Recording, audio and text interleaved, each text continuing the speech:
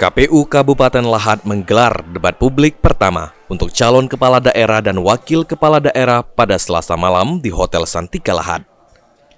Pada gelaran debat ini sendiri memiliki 3 tema mengenai peningkatan kesejahteraan masyarakat, peningkatan daerah, dan peningkatan pelayanan masyarakat. Ketua KPU Kabupaten Lahat, Sarjani mengatakan, debat ini berlangsung dengan kondusif dan sesuai dengan yang diharapkan, meski dengan pengamanan yang ketat dari pihak kepolisian untuk mencegah hal-hal yang tidak diinginkan terjadi. Debat publik pertama ini digelar untuk menyampaikan visi dan misi dari ketiga pasangan calon kepala daerah kepada masyarakat.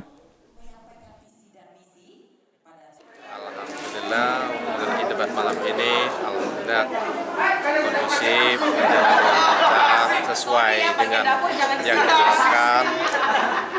Dan tidak ada keributan, takutnya kami juga khawatir karena pertama kali ini debat pertama atau debat perdana untuk Bupati Teluk Lakmi.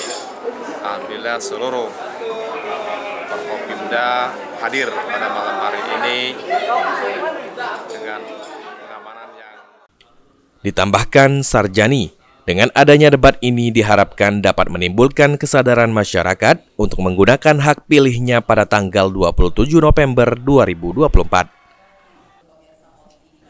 Ilham Wahyudi, PAL TV.